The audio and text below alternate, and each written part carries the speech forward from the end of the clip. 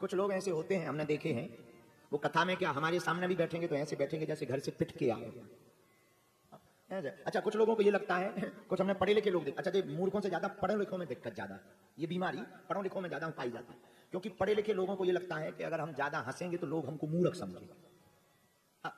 उनको ये लगता है, इसलिए जितने भी ठहाका लगाते मिलेंगे वो हमारे जैसे मूर्ख ही मिलेंगे। पढ़े लिखे तो इतना कमजोर हंसते हैं कि सत्तू अगर सामने रख दो तो वो भी ना उड़े, इतने कमजोर। अच्छा, उनको इसलिए ऐसा लगता है क्योंकि उनको लगता है कि नहीं हमारा यही प्रोफेशन है, इसलिए इनको ज्यादा टेंशन। और जितने पढ़े लिखे लोग आत्महत्या करेंगे, स्ट्रेस में डिप्रेशन में रहेंगे, उतने हमारे जैसे मूर्ख कभी नहीं होते। जितनी गोलियां पढ़े लिखे खाते, मूर्ख कभी नहीं खाते। क्यों? क्योंकि पढ़े लिखों को सब बुद्धि से सोचकर जीना पड़ता है, हमारे जैसे मूर्खों को दिल से सोचकर चलना पड़ता है।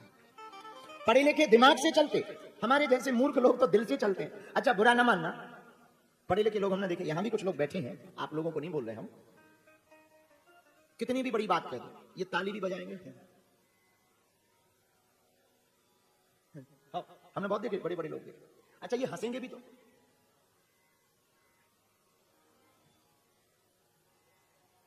मतलब ऐसा लगेगा जैसे रबड़ थोड़ा तनी हो फिर छोड़ दी गई हो।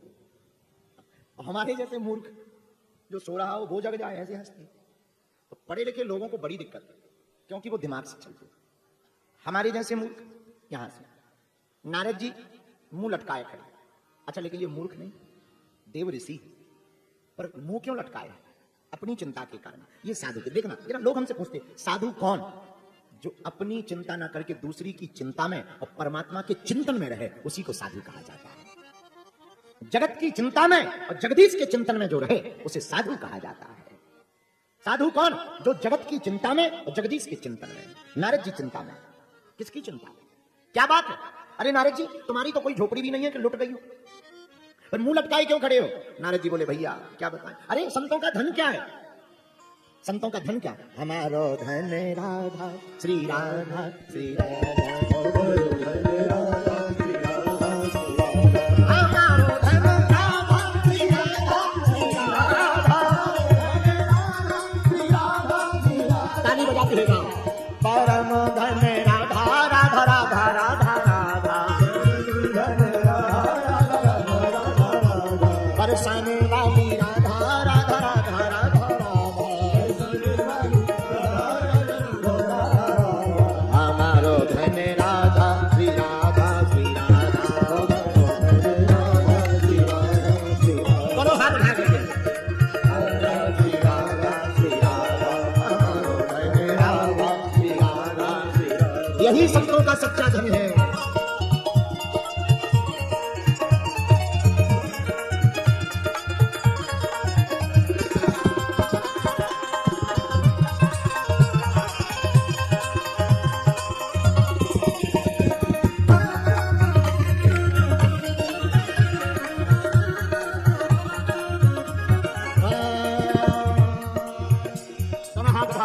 बरसाने वाली राधा राधा राधा राधा राधा, बरसाने वाली राधा राधा राधा राधा, मोहन की प्यारी राधा राधा राधा राधा राधा, मोहन की प्यारी राधा राधा राधा राधा, हम सब की प्यारी राधा श्री राधा श्री राधा,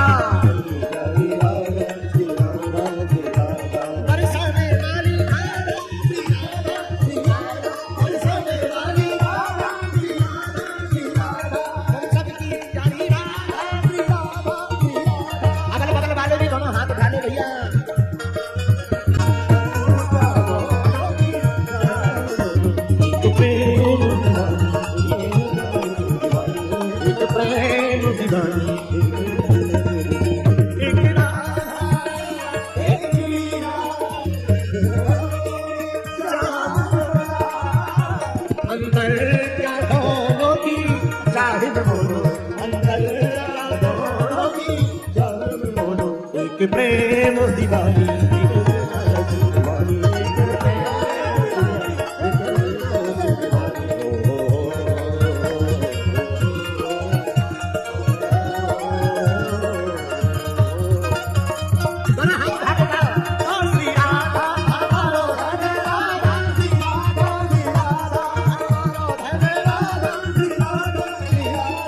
परम धन राधा राधा राधा राधा, परम धन राधा बरसाने वाली राधा श्री राधा, बरसाने वाली राधा श्री राधा श्री राधा, हम सबकी प्यारी राधा श्री राधा श्री राधा, हम सबकी प्यारी राधा श्री राधा श्री राधा। संतों का परम धन तो राधा नाम है, बोलो जय श्री राधे। भगवान का नाम ही परम धन है। नारद जी बोले भैया हम अपने चक्कर में मुंह नहीं लटकाए, फिर बोले हम इस लोक में, मृत्यु लोक में आए थे सत्संग करने। अच्छा कितनी बड़ी बात है, सत्संग सब जगह नहीं मिलता, यही मिलता है, बोलो सीताराम। स्वर्ग में तुम्हें अप्सराएं मिल जाएंगी, खान पान बढ़िया मिलेगा, जो कल्पना करोगे सब मिलेगा, लेकिन सत्संग नहीं मिलेगा। तुम स्वर्ग में जाके कहो हमको बागेश्वर महाराज की हनुमंत कथा सुना, ये संभव नहीं है स्वर्ग में।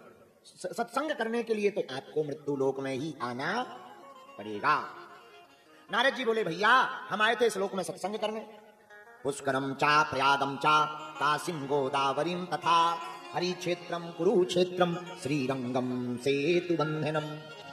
नारद जी बोले हम सब तीर्थ में गए, पुष्कर, प्रयाग, काशी, राम सेतु जहां पर है, रामेश्वरम, श्रीरंगम, श्रीरंगम सेतु बंधनम एवं आदेशु तीर्थेषु भ्रममाणे तस्ततः, सब तीर्थों में गए पर कहीं पर भी सत्संग प्राप्त नहीं हुआ। तो चारों भाई बोले क्यों? बोले कलयुग का ऐसा प्रभाव पड़ा, तो पापस्य खंडः सा पाखंडः, सब पाखंडी हो रहे हैं। अच्छा ये पाखंडी क्या है? पाप के ही एक खंड का नाम है पाखंड। पाप का एक खंड है, मतलब जो है नहीं होने का दिखावा करे वही पाखंडी है। पाखंडी का अर्थ क्या है? आजकल ज्यादातर लोग ही पाखंडी है। हाँ, अरे पूछिए कैसे? असली ब्यूटी गायब है, ब्यूटी पार्लर की ब्यूटी लगी हुई है। हाँ, ये भी तो गड़बड़ी है, ये भी गड़बड़ है। इसी का नाम तो जो है वो गायब। ज्यादा हमने अभी कुछ दिन पहले एक बात बोली थी सुविचार में कि दुनिया, भारत के लोग जो होने का दिखावा करते हैं अगर वही बन जाए तो भारत देश को सुधरने में समय नहीं लगेगा। नारद जी बोले भैया जहां देखो कलयुग की बड़ी विचित्र स्थिति, तपसी धनवंत दरिद्र ग्रही कली कौतुक तात न जात कही।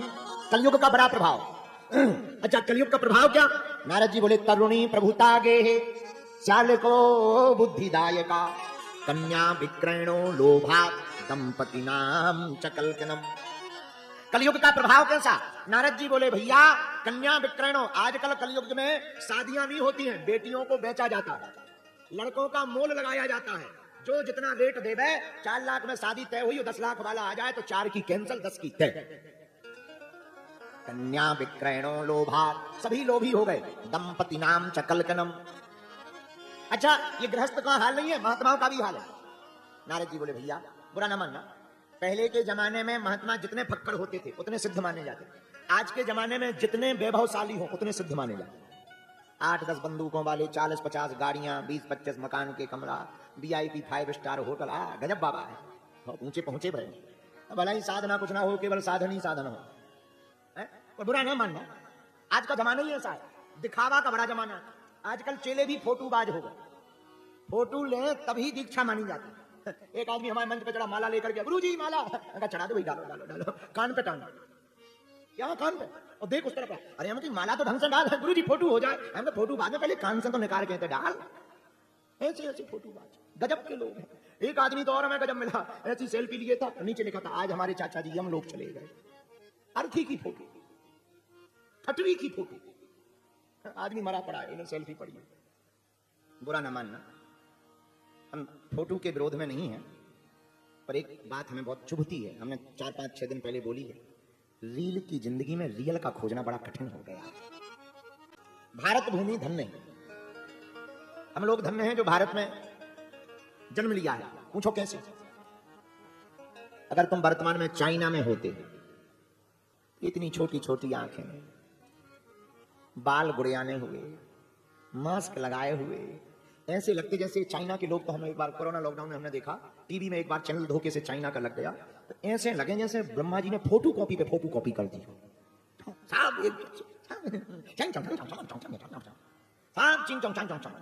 लगने लगता है जैसे ब्रह्मा जी भूल गए हो रिम बदल लगा। हाँ, आप चाइना के ज्यादातर लोगों को देखो कि यही लगेगा, जैसे चाहे महिलाओं को देखो तो महिलाओं में लगेगा लगे फोटो कॉपी। ब्रह्मा जी ने एक सांसों लगाओ, बटन दबा दो, सीधी 20,000 पीस मारा। एकदम अगर अच्छा विचार करो, हम अपने भारत की महिमा बताने के लिए आपको थोड़ा सा जगा रहे हैं। अच्छा कथा के बीच बीच में थोड़ा, जब भोजन के बीच में चटनी ना हो तो भोजन में आने, तो कथा के बीच में समझाने का तरीका है, थोड़ा बुरा ना समझा, कथा ही रहे, सुना कथा ही रहे, गलत कुछ नहीं सुना। हाँ तो क्या बता, चाइना, अच्छा विचार करो तुम चाइना में पैदा हो, क्या कर रहे हो, कथा सुन रहे हो, कहीं तुम सूप पी रहे होते। जब कोरोना आया तो बताया कि चाइना वाले सूप पीते थे, उसका खाएगा सूप चंगुआदर का। लोग ऐसा कह रहे थे, कोई वैज्ञानिक तथ्य हमें ऐसी कोई बात पता नहीं है, लोग ऐसा, बुरा ना मानना, हम लोग भाग्यशाली हैं, भारत में जन्म हुआ है। जिस देश में गंगा बहती है उसी देश में हमारा जन्म हुआ है। जिस देश में भगवान शंकर विराजमान हैं। हम अभी विदेश गए थे कुछ दिन पहले, ऑस्ट्रेलिया, बड़े प्यारे प्यारे पर्वत मकान, बड़ी प्यारी प्यारी नदियां, बहुत सुंदर। कुछ लोगों ने कहा महाराज जी यहाँ देखो कितनी स्वच्छता है, जंगल कितना प्यारा है, नदियां कितनी प्यारी। हमका बुरा ना मानना, तुम्हारी नदियां बहुत प्योर हैं, पर तुम्हारे पास गंगा नहीं है। तुम्हारे पास पहाड़ तो है पर हिमालय नहीं है, और इन पहाड़ों पर शंकर नहीं है। उनके पास पर्वत है पर पर्वत पर शंकर नहीं है। हमारे यहां तो पर्वत पर भी केदारेश्वर विराजमान है। नारद जी कहते भक्ति देवी कलयुग का बड़ा प्रभाव है। क्या कलयुग में जो फल आपको तप से प्राप्त नहीं होगा, यज्ञ से प्राप्त नहीं होगा, कली काल में तुमको वह फल केवल गोविंद का कीर्तन करने मात्र से प्राप्त हो जाएगा। यह प्रभाव है कलयुग में, केवल गोविंद का कीर्तन। इसलिए तुम भी कीर्तन करो, हम भी कीर्तन करते हैं। नारद जी ने खूब गोविंद का कीर्तन गाया। हे नाथ नारायण वासुदेवा, हे नाथ नारायण वासुदेवा, गाइए सब गाइए। श्री कृष्ण गोविंद हरे मुरारी, हे नाथ नारायण वासुदेवा, हे नाथ नारायण वासुदेवा। राधे बोल राधे बोल राधे बोल राधे बोल राधे बोल राधे बोल राधे बोल राधे बोल राधे बोल राधे बोल राधे बोल राधे बोल राधे बोल राधे बोल। श्री कृष्ण गोविंद हरे मुरारी, हे नाथ नारायण वासुदेवा, श्री कृष्ण गोविंद हरे मुरारी, हे नाथ नारायण,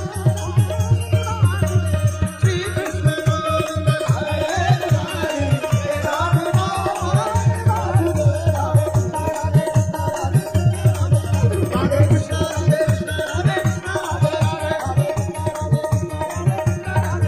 राधे कृष्ण राधे कृष्ण राधे कृष्ण राधे राधे राधे कृष्ण राधे कृष्ण राधे कृष्ण राधे राधे राधे कृष्ण राधे कृष्ण राधे कृष्ण राधे राधे राधे कृष्ण राधे कृष्ण राधे कृष्ण राधे कृष्ण राधे राधे। हाँ श्री कृष्ण गोविंद हरे मुरारी, हे राधे राधे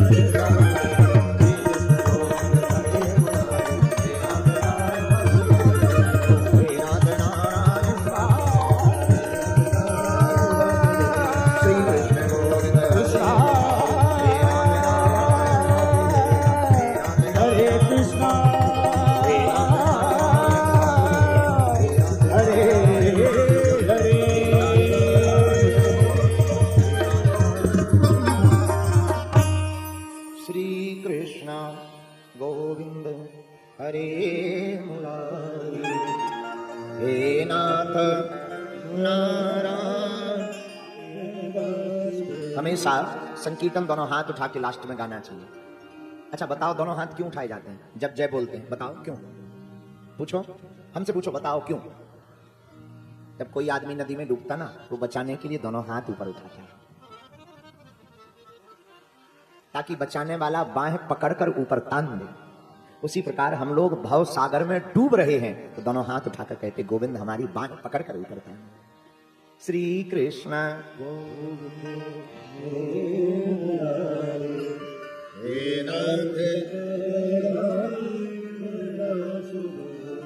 नारद जी ने बहुत बार पाठ किया, जब नहीं जागे सोचा क्या किया जाए, तभी आकाशवाणी हुई, नारद जी सत्संग करो। अच्छा आकाशवाणी ने सत्संग तो बता दिया, ये नहीं बताया कैसे कैसे करें और किसका करें। नारद जी बोले भैया वही जानने के लिए हम यहाँ वहां घूम रहे, तब तक बद्रीनाथ आ गए, आपके दर्शन हो गए। अब आप बताओ वो ज्ञान और वैराग्य की मूर्छा कैसे खुलेगी, वो सत्संग कौन सा है जो आकाशवाणी ने कहा, सनत कुमारों ने कहा नारद जी उस सत्संग का नाम ही श्रीमद् भागवत कथा है। जो भी भगवान की कथा को बार बार सुनेगा उसके चित्त में हमारे गोविंद चिपक जाएंगे। कौन चिपक जाएगा? गोविंद चिपक जाएंगे। बुरा न मानना, हमारे गोविंद जी थोड़ा टेढ़े खड़े होते हैं। ठाकुर जी कभी देखना बंसी वाले ठाकुर जी टेढ़े खड़े होते, पैर के ऊपर पैर, थोड़ा कमर लचकी हुई, मुंह थोड़ा टेढ़ा, मोर मुकुट और बंसी देखा। अच्छा, ये टेढ़ी टांग वाले बड़े अद्भुत, इनका स्वरूप अद्भुत। अधरम मधुरम बदनम मधुरम नयनम मधुरम हसितम मधुरम। भगवान का सब कुछ मधुर है, इतने प्यारे लगते ठाकुर जी। आहा, सच बोले तुम्हें सब भगवान सीधे देखते मिलेंगे, एक यही है जो टेढ़ा देखते हैं। ये अगर सीधा देख दें तो तुम पर दुनिया के काम के ही नहीं रहोगे। कभी बांके बिहारी जाना वृंदावन, वहां तुम देखोगे हर एक एक मिनट के अंदर में पर्दा लगाया जाता है। पता है क्यों पर्दा लगाया जाता है? दो कारण है। एक कारण तो ये ज्यादा देर तक कोई एक तक देख ले तो फिर दुनिया वालों का बचता ही नहीं है, उन्हीं का हो जाता। और दूसरा कारण ये है, एक टक बांके बिहारी को देखने के दो कारण। पहला कारण या तो जो भक्त उनको देखता है तो उनका ही हो जाता, वहीं पर रम जाता। और दूसरा कारण ये है कि कहीं बांके बिहारी भक्त पे रीत जाते तो पीछे पीछे चल देते हैं। गोसाई जी को लगता है कि कहीं अगर ये किसी को कोई भक्त इनको भाग गया, कहीं पीछे चले गए तो वृंदावन कौन आएगा, वो बार बार पर्दा लगा देते हैं। इनकी तो नैनों में ही जादू है, इनकी आंखें कजरानी नैनों में। ऐसे गोविंद दामोदर माधव मोहन, ऐसे मुरलीधर छैया मुरली मनोहर कृष्ण कन्हैया, इनका क्या कहना। गोविंद को अपने चित्त में चिपकाना है तो गोविंद की कथा को सुनना ही पड़ेगा। अच्छा, बहुत से लोग हमसे पूछते हैं क्यों कथा सुननी चाहिए? प्रेम हमेशा कानों से प्रवेश करता है। किसी के बारे में जब सुनेंगे तो देखने का जी करेगा, दिल करेगा। कानों से प्रेम आंखों में बसता, और जब किसी को देखने का दिल करेगा और धोखे से ध्यान में वो आ गए और जैसा सुना था उससे थोड़े बेहतर दिख गए, तो फिर उसी के गीत गाने का जी करेगा। प्रेम कानों से प्रवेश करता, आंखों में बसता, आंखों से वह जिह्वा पर आता, और जिसका जिह्वा से गुणगान गाया जाता वो फिर दिल में बस जाता है। इसीलिए तो सदा सेव्या श्रीमद् भागवती कथा, सदा भगवान की कथा को सुनो। क्यों? न जाने कौन सा अक्षर शब्द चोट कर जाए और चित्त में हमारे गोविंद चिपक जाए, माधव चिपक जाए। हम तो कई बार सोचने लगते हैं वृंदावन का वो किनारा, यमुना जी की वो कलकल किन्नौद करती हुई धारा, वो गोवर्धन की कलहज, वो कदम्ब का वृक्ष, वो राधे राधे का कीर्तन, वो श्यामा श्याम के भाव, वो संतों के दर्शन, विरक्तों के दर्शन, अक्खर फक्कर महात्माओं के दर्शन। कहीं रूखी सूखी खारे लताओं पताओं से भक्त चिपके चिपके रो रहे, कभी वृक्षों से चिपक कर रो रहे। अरे ऐसे ऐसे ब्रज के भक्त ब्रज की रज को शरीर में मल रहे, कभी यमुना जी में डुबकी लगा रहे, कभी बांसुरी को लेकर के स्वयं कृष्ण बनकर डोल रहे, कभी परिक्रमा में जाना, कोई दंडवती कर रहा, कोई उठक बैठक कर रहा, कोई राधा राधा राधा चिल्ला रहा। पूज्य श्री ब्रज के बरसाने के परम निधि संत पूज्य श्री विनोद बाबा जैसे महात्मा, जिनकी आंखें हमेशा सजल रहती, उनसे जब भी हम मिलने जाते हैं, वृंदावन में बरसाने में रहते हैं पूज्य श्री विनोद बाबा, क्या अद्भुत मूर्ति है। हम जब भी जाते हैं वो हमको जब भी मिलते हैं हाथ में माला, राधा राधा राधा राधा राधा राधा, और कोई बोलता ही नहीं। बीच में ही अगर कुछ पूछो, बाबा आज्ञा है, राधा राधा, प्रसाद पालो, राधा राधा राधा राधा, कुछ बोलना भी है तो जप नहीं छोड़ रहे, राधा राधा राधा राधा राधा। क्या अद्भुत कलहती, क्या अद्भुत स्वभाव, और वो गोविंद की नटखटी लीलाएं, वो जमुना की किलकिल किन्नौद करती हुई धारा के शाम के समय वो बैठना, मुस्कुराना, वो अक्खड़पन फक्कड़पन, कभी विचार करना। गोविंद जब रहे होंगे, लोग कहते हैं जरा विचार करना मीरा के बारे में, मीरा का प्रेम कितना अद्भुत था। हमें तो लगता है गोपियों से भी श्रेष्ठ मीरा का प्रेम था, क्योंकि गोपियों ने तब प्रेम किया था जब कृष्ण थे, मीरा ने तो 5000 साल बाद प्रेम किया, लेकिन मीरा को लगता था आज भी कृष्ण मेरे सामने खड़े हैं। क्या अद्भुत छटा।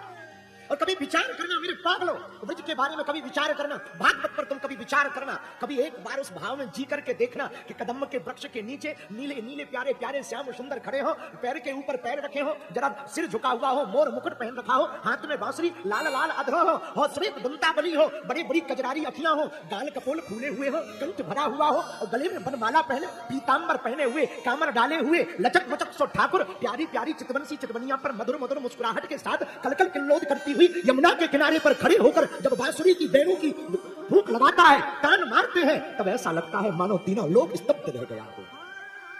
हमारे गोविंद को जरा विचार करना, हमारे गोविंद की उस छटा पर, हमारे माधव की उस छटा पर। तब तो भागवतकार बड़े प्यारे श्लोक लिखते, बरहा पीडम नटवर बपु करवयो कस्तूरी तिलकम लिखते, कस्तूरी तिलकम ललाट पटले वक्षस्थले कौस्तुभम नासाग्रे वरिमौक्तिकम करतले वेणु करे कंकणम सर्वांगे हरिचंदनम सुललतम कंठे च मुक्तावली लोकस्त्री परिवेष्टितो विजयते गोपाल चूड़ामणि।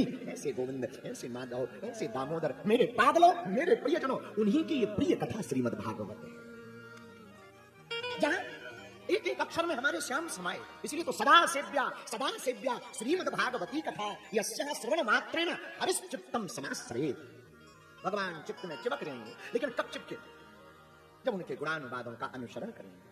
चारों कुमारों ने कथा सुनाई, समूह के मध्य में ही देखते देखते जो ज्ञान और वैराग उठ नहीं पाते थे, आंखें नहीं खोल पाते थे, अरे होश में ही नहीं थे, बेहोश पड़े थे। भैया भागवत का ऐसा चमत्कार प्रकट हुआ कि दोनों कुमार खड़े नहीं हुए, बूढ़ेपन से युवान हो गए और नृत्य करते हुए भक्ति देवी के साथ प्रकट हो गए।